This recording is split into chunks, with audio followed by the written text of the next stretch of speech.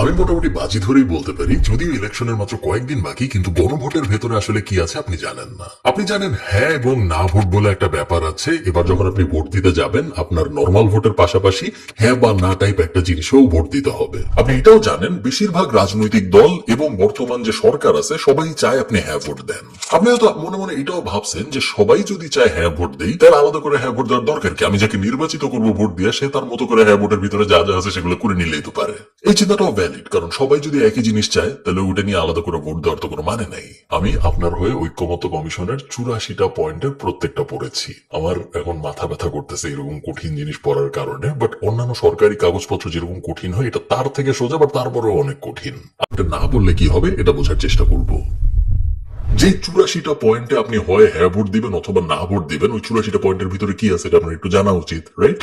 চলুন শুরু করা যাক। প্রথমেই আমি গণভোটের একটু সমালোচনা করি। আমার পার্সোনালি মনে হয় গণভোট ব্যাপারটার দরকার ছিল না।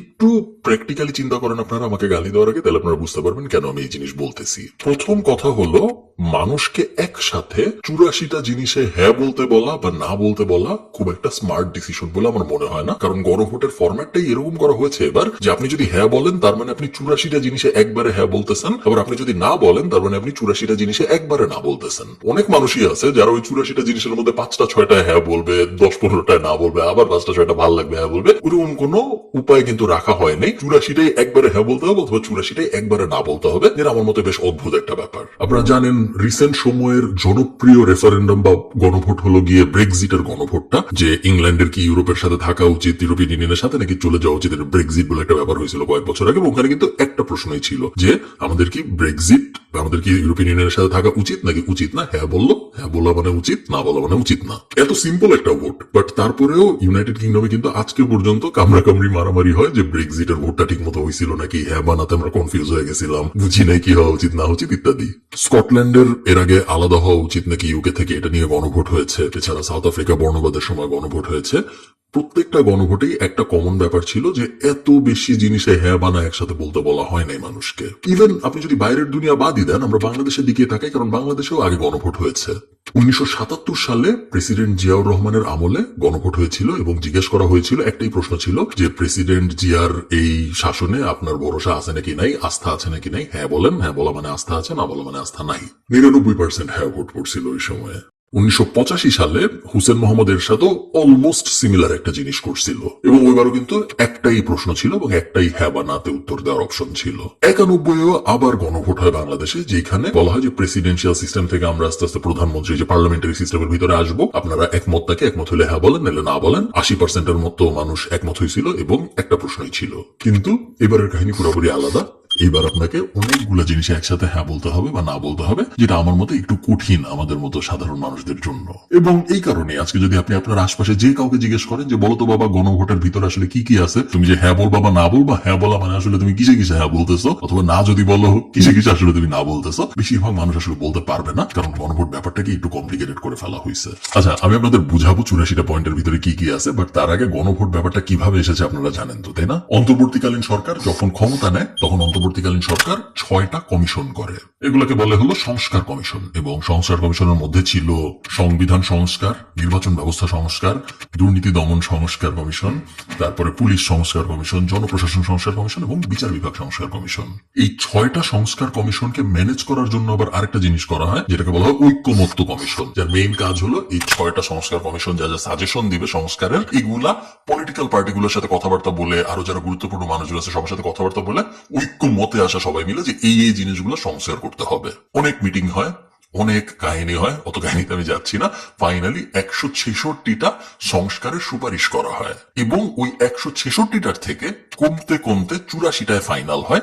যেই 84টা সংস্কার নিয়ে একটা জিনিস পাবলিশ হয়, যেটা আপনারা সবাই জানেন, যেটাকে বলা হয় জুলাই চার্টার, বাংলায় হলো জুলাই সনদ। আপনি যখন গণভোটে হ্যাঁ বলছেন, আপনি মেইনলি এই 84টা জিনিসে হ্যাঁ বলছেন, অথবা সহজ করে বলতে গেলে আপনি জুলাই সনদে হ্যাঁ বলছেন, এবং আপনি যদি না বলেন তার মানে আপনি জুলাই সনদে না বলছেন, অথবা এই 84টা সাজেশনকে আপনি না বলছেন। আচ্ছা, থিওরি বুঝলাম, এখন চলুন আমরা সনদের ভিতরে যাই। 1 নম্বর যেটা 84টার মধ্যে 1 নম্বর যেটা, সেটা হলো আমাদের রাষ্ট্রভাষা হবে বাংলা, বাট এখানে একটা টুইস্ট আছে। টুইস্টটা কেন প্রয়োজন? কারণ রাষ্ট্রভাষা হবে বাংলা, এটা আমাদের সংবিধানে আগেও ছিল, এটা কোনো নতুন সাজেশন না।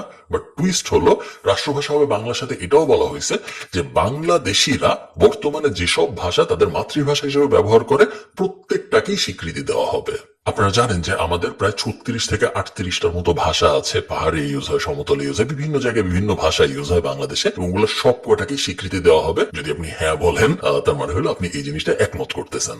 2 নম্বরটা কি? 2 নম্বরটা হলো বাংলাদেশের নাগরিকদের বাংলাদেশি বলা হবে, বাঙালি বলা হবে না। এখন এইখানে আবার একটা টুইস্ট আছে। এই 84টা সাজেশন, যে সাজেশন গুলায় আপনি হ্যাঁ বলতেছেন বা না বলতেছেন, এই 84টা যখন রাজনৈতিক দলগুলোর কাছে দেওয়া হয়েছিল সবাই কিন্তু এগুলা একমত হয় নাই। ফর এক্সাম্পল, আমাদের যে এখন আর বাঙালি বলা হবে না, আমাদের যে এখন বাংলাদেশি বলা হবে, এই ব্যাপারটাই কিন্তু গণফোরাম একমত হয় নাই, বাসদও একমত হয় নাই।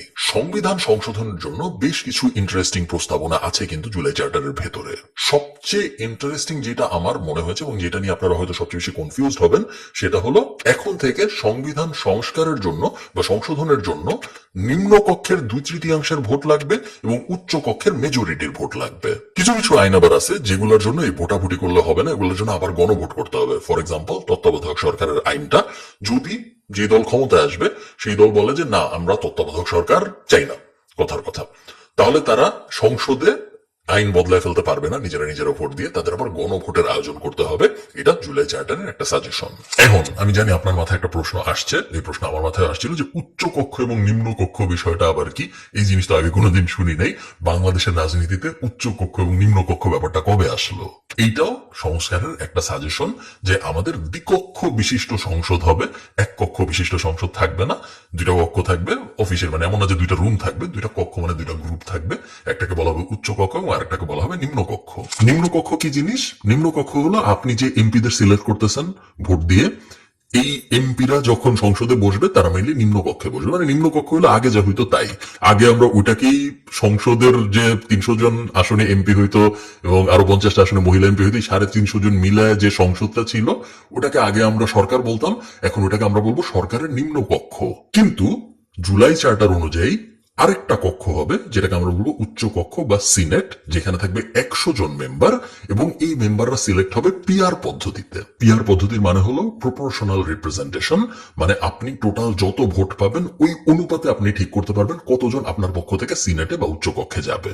এখন চলেন আমি এবং আপনি মিলে একটা ইমাজিনারি ইলেকশন করি, কারণ এই ব্যাপারটা বোঝা জরুরি। মনে করেন আমরা যে ইমাজিনারি ইলেকশনটা করতেছি, এই ইলেকশনে 3টা দল আছে, ফারহান দল, মাকলুর দল এবং পিকলুর দল, 3টা রাজনৈতিক পার্টি। এবং হিসাবে সুবিধার জন্য আমরা ধরে নিই এই ইলেকশনে 3টাই আসন, ঢাকা 1, ঢাকা 2 এবং ঢাকা 3। ভোটারের বিন্যাসটা আমরা একটু বুঝি। ঢাকা 1 আসনে ভোটার আছে 1 লাখ, ঢাকা 2 আসনে ভোটার আছে 50,000 এবং ঢাকা 3 আসনে ভোটার আছে 50,000। টোটাল তাইলে ভোটার কত? 2 লাখ। টোটাল আসন কত? 3টা এবং টোটাল পলিটিক্যাল পার্টিও 3টা। এখন মজাটা দেখেন, ধরেন ঢাকা 1 আসনে আমি 51,000 ভোট পাইলাম 1 লাখের মধ্যে, ওই আসনে আমি জিতে গেলাম, আমার নিম্ন কক্ষে সিট হইল একটা। ঢাকা 2 আসনে 50,000-এর মধ্যে আমি 26,000 ভোট পেলাম, ওই আসনে আমি জিতে গেলাম, আমার নিম্ন কক্ষে সিট হইল আর একটা, 2টা সিট হইলো আমার নিম্ন কক্ষে, আমি মেজরিটি পেলাম, তার মানে আমি সরকার গঠন করতে পারবো, কারণ টোটাল 3টা আসন ছিল, তার মধ্যে 2টা আসন আমি জিতে গেছি, সবচেয়ে বেশি আসন যেহেতু আমি জিতে গেছি, আমি সরকার গঠন করতে পারবো, আমি হব প্রধানমন্ত্রী। এইটা ছিল আমাদের সারা জীবনের নিয়ম। বাট এখন নিয়মে একটা টুইস্ট আছে, আমরা একটু অ্যাকচুয়াল ভোট হিসাব করি। প্রথম আসনে আমি পেয়েছিলাম 51,000 ভোট, দ্বিতীয় আসনে 26,000 ভোট, তৃতীয় আসনটা আমি হারছি, ওইটা আমি 5,000 ভোট পাইছি। টোটাল আমার ভোট তাহলে কত হলো? 82,000। এখন ঢাকা 1 আসনে, যে আসনে মাকলু হারলো, সে আসনে মাকলু পাইছিল 40,000 ভোট। ঢাকা 2 আসন, যেটাও মাকলু হারছে, ওটাও পাইছিল 20,000 ভোট। ঢাকা 3 আসনে, যেটাও জিতছে, ওটাও পাইছে 30,000 ভোট। মাকলুর তাইলে টোটাল ভোট কত হইল? 90,000। টোটাল ভোট আমার 2 লাখ ছিল, তার মধ্যে মাকলু 90,000 ভোট পাইছে, সো প্রায় 50% ভোট মাকলু পাইছে। তার মানে হইল এখন উচ্চ কক্ষে মাকলু টোটাল উচ্চ কক্ষের ক্যাপাসিটির 50% মানুষ নিয়োগ দিতে পারবে মাকলুর পক্ষ থেকে। আর আমি যেহেতু আমি অত ভোট পাই নাই, আমি উচ্চ কক্ষে মাত্র একজনকে নিয়োগ দিতে পারবো আমার পক্ষ থেকে। তাহলে বিষয়টা দেখেন, যদিও জনগণ ভোট দিল আমাকে, 2টা আসনে আমি জিতলাম, বাট জনগণ তো মাকলুকেও ভোট দিছে, সো ও অনেক ভোট পাইছে। ও নিম্ন কক্ষে তেমন কিছু করতে পারে নাই, ট্র্যাডিশনাল সংসদ যেটা, কিন্তু উচ্চ কক্ষে নিজের বেশি মানুষ বসায় ফেলছে। এখন আপনি বলতে পারেন উচ্চ কক্ষে নিজের বেশি মানুষ বসাইলে কি হবে? এখানে টুইস্টটা, নিম্ন কক্ষে যাই পাশ হবে এখন থেকে সব উচ্চ কক্ষে আবার ভোটের জন্য যাবে এবং উচ্চ কক্ষে পাশ হওয়ার পরেই ওইটা আইন হবে। নিম্ন কক্ষে তো আমি যা বলবো তাই আইন হবে, তাই না? কারণ 2 এমপি সিলেক্ট হয়েছে নিম্ন কক্ষে আমার রাজনীতির থেকে, এবং আমি যে ডিসিশন নিব ওরাও তাতেই হ্যাঁতে হ্যাঁ মিলাবে। কিন্তু প্রবলেম হবে উচ্চ কক্ষে যাওয়ার পরে, উচ্চ কক্ষে যেহেতু আমার বিরোধী দল সেই দলের থেকে 2 জন আছে এবং আমার দলের থেকে কম মানুষ আছে, আমি যেই বিলই উচ্চ কক্ষে পাঠাবো সেই বিল আটকে যাওয়ার একটা চান্স আছে, পাশ না হওয়ার একটা চান্স আছে। এই যে ব্যাপারটা আমি আপনাদের বুঝাইলাম, এই ব্যাপারটাকে বলে 2 কক্ষ বিশিষ্ট সংসদ। আমেরিকায় আছে এই জিনিস, এবং আপনি যদি 12 তারিখে হ্যাঁ বলেন গণভোটে, তাহলে বাংলাদেশেও এই জিনিস ইমপ্লিমেন্ট হবে। সংস্কারে এটাও বলা হয়েছে যে রাষ্ট্রপতি নির্বাচিত হবে নিম্ন কক্ষের এবং উচ্চ কক্ষের মেম্বারদের গোপন ভোটে। এতদিন পর্যন্ত যেরকম সবাই হাত তুলে ভোট দিত নিম্ন কক্ষে যে হ্যাঁ আমি রাষ্ট্রপতি ওকে নির্বাচিত করলাম এবং তারপর রাষ্ট্রপতি নির্বাচিত হয়ে যেত, এবার এরকম না। এবার নিম্ন কক্ষে তো ভোট হবেই, গোপন ভোট, একই সাথে উচ্চ কক্ষের ওই 100 জনের মধ্যেও গোপন ভোট হবে। টোটাল ভোট যোগ দিয়ে তারপরে ডিসাইড করা হবে কি হবে রাষ্ট্রপতি। এবং এটাও বলা হয়েছে যিনি রাষ্ট্রপতি হবেন বা ক্যান্ডিডেট হবেন সে কোনো রাজনৈতিক দলের হইতে পারবে না, সে কোনো সরকারি কর্মকর্তাও হইতে পারবে না। রাষ্ট্রপতির পাওয়ার নিয়েও কিছু জিনিসপত্র সংস্কার কমিশনের সাজেশনে আছে। যেমন আপনারা জানেন যে রাষ্ট্রপতি আগে একটা অর্নামেন্টাল পজিশন ছিল, সে নিজে আসলে তেমন কোনো ডিসিশন নিতে পারতো না বাংলাদেশে। বাট এবারের জুলাই চার্টার বলা হয়েছে যে রাষ্ট্রপতির কিছু অটোনোমাস পাওয়ার থাকবে, যে ডিসিশনগুলো নেওয়ার জন্য তার অন্য কারো কনসালটেশনের দরকার হবে না। ফর এক্সাম্পল মানবাধিকার কমিশনের চেয়ারম্যান এবং মেম্বারদের নিয়োগ, তারপরে বাংলাদেশ ব্যাংকের গভর্নর নিয়োগ, এইসবে রাষ্ট্রপতির কারোর সাথে কনসাল্ট করার দরকার নেই। আবার এট দ্য সেম টাইম রাষ্ট্রপতির ক্ষমতা একটু কমানো হয়েছে। আগে রাষ্ট্রপতি যাকে ইচ্ছা ক্ষমা করে দিতে পারত, এখন বলা হচ্ছে যে রাষ্ট্রপতি যদি কাউকে ক্ষমা করতে চায় তাহলে ওই লোক, যে লোকটাকে ক্ষমা করা হচ্ছে, সে যার ক্ষতি করছে, যে কারণে তার ফাঁসি হয়েছে বা যে কারণে তার যাবজ্জীবন হয়েছে, ওই পরিবারের সম্মতি লাগবে। তো মনে করেন আপনি আমাকে খুন করছেন, এখন রাষ্ট্রপতি আপনারা ক্ষমা করতে চায়, আমার পরিবারের সম্মতি লাগবে রাষ্ট্রপতির আপনাকে ক্ষমা করার জন্য, যেটা আমার মনে হয় খুব ভালো একটা ব্যাপার। কারণ রাষ্ট্রপতি কিভাবে কাউকে ক্ষমা করে, কেউ যদি আমাকে খুন করে থাকে রাষ্ট্রপতি তো কিছু যায় আসে নাই, তাই না? তো এটা আমার মনে হয় একটা ভালো একটা ব্যাপার হবে।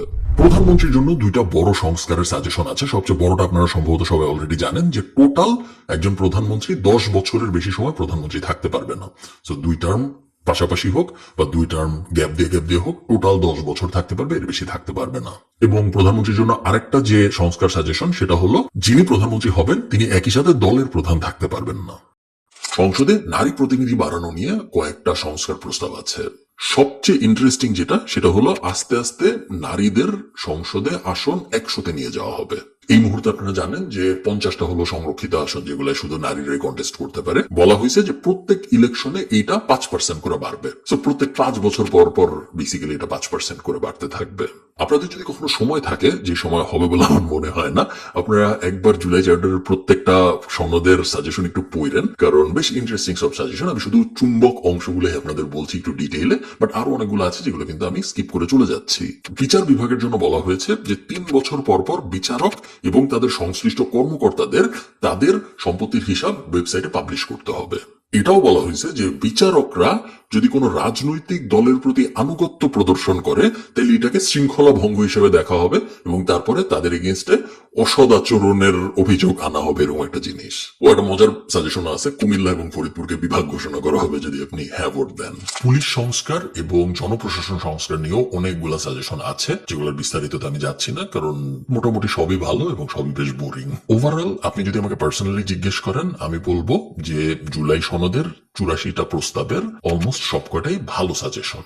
কিন্তু এট দ্য সেম টাইম আমি এটাও বলবো যে এই গণভোটে তেমন কিছু যায় আসবে বলে আমার মনে হয় না। কেন? তার কারণ ভালো প্রস্তাবের আসলে তেমন কোনো মানে নাই যদি মানুষ ভালো না হয়। আমি আপনাদের একটা সিম্পল উদাহরণ দিই। 84টা সাজেশনের মধ্যে একটা সাজেশন হইল বিচার বিভাগকে সম্পূর্ণ স্বাধীন হয়ে কাজ করতে দিতে হবে। এখন বিচার বিভাগ কাগজে কলমে সারা জীবন পূর্ণ স্বাধীনই ছিল। বিচার বিভাগ সম্পূর্ণ স্বাধীন, তারা তাদের নিজেদের মতো করে সিদ্ধান্ত নেয়, এরকম জিনিস তো আপনি সারা জীবন শুনছেনই, বিভিন্ন রাজনৈতিক মানুষজন এরকম কথাবার্তা বলছে। বাট রিয়েলিটিতে আমরা এটাও জানি যে বিচার বিভাগ আসলে হয়তো পুরোপুরি স্বাধীন ছিল না, তাই না? এখন যে জিনিস স্বাধীন ছিল না, যদিও আইনে বলা ছিল স্বাধীন থাকবে, সেই জিনিস এখন আরেকটা আইন এসে বলতেছে না বিচার বিভাগ স্বাধীন থাকবে, এই কারণে স্বাধীন হয়ে যাবে, এরকম আমার মনে হয় না।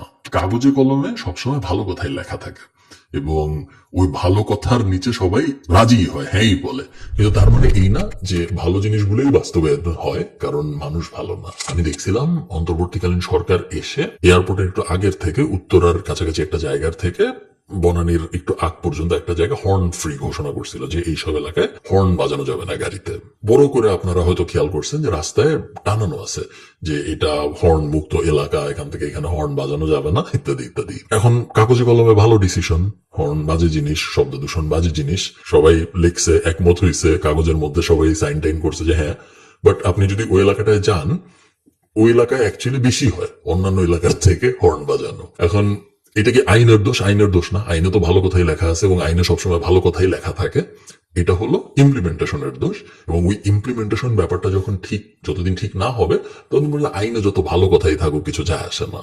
কাগজে লেখা থাকে না যে দেখো তুমি কিন্তু বিচার বহির্ভূত হত্যা করবা না, এটা ইল্লিগাল। কাগজে লেখা থাকে না যে তুমি কিন্তু ফ্যাসিস্ট হবা না, এটা ইল্লিগাল। কাগজে লেখা থাকে না যে সবাইকে কিন্তু কথা বলার স্বাধীনতা দিতে হবে, না দেওয়াটা ইল্লিগাল। কাগজে সঠিক কথাটাই লেখা থাকে যে বিচার বহির্ভূত হত্যা খারাপ, ফ্যাসিস্ট হওয়া খারাপ, কথা বলার স্বাধীনতা থাকতে হবে, ইত্যাদি ইত্যাদি। কাগজে কি লেখা থাকে তাতে আসলে কিছু যায় আসে না বাংলাদেশে। তার কারণ আমি, আপনি এবং আমাদের থেকে আরো পাওয়ারফুল মানুষজন, রাজনৈতিক ব্যক্তিবর্গ, পুলিশ প্রশাসন ইত্যাদি ইত্যাদি, তারা যেভাবে সিস্টেমটা সাজে ইভেন্চুয়ালি তাই হয়। আপনি আগামী কয়েকদিন পরে হ্যাঁ ভোট দেবেন নাকি না ভোট দেবেন এটা পুরোপুরি আপনার ব্যাপার। বাট আমি নিরাশাজনক কথাবার্তা বলার জন্য একটু দুঃখিত। আমার মনে হয় জুলাই চার্টার খুব ভালো একটা জিনিস, but at the same time আমার এটাও মনে হয় যে কাগজে কলমের আইন দিয়ে তেমন কিছু হবে না যতদিন পর্যন্ত আমরা একদম রুট লেভেলে যে একদম স্কুলের বাচ্চার লেভেল থেকে যা চেঞ্জ আনা শুরু না করবো, তার আগ পর্যন্ত আমার মনে হয় না তেমন কিছু হবে। অনেক বড় একজনকে হঠাৎ করে হর্ন দেওয়া যাবে না বললে যেমন কিছু হয় না, সেরকম জুলাই চার্টারের ভিতরে যত ভালো ভালো কথাই লেখা থাকুক, অ্যাকচুয়াল মানুষ যেহেতু আমরা অত ভালো না, সেহেতু এর মধ্যে কতটুকু বাস্তবায়ন হবে আমি ঠিক জানি না। বাট তারপরও আপনারা আপনাদের মতো করে ডিসিশন নেন। Good luck. আশা করছি আপনারা জেনে বুঝে আপনি যাই করতে চান, আপনি যারই ভোট দেন, যে পার্টিকেই ভোট দেন, অথবা আপনি জুলাই চার্টারে হ্যাঁ বলেন বা না বলেন গণভোটে, পুরোপুরি আপনার ব্যাপার। বাট আমি চাই আপনি জেনে বুঝা করেন, আপনি যাই করবেন। ভালো থাকেন, সবার সাথে আমার দেখা হবে পরের ভিডিওতে। টাটা।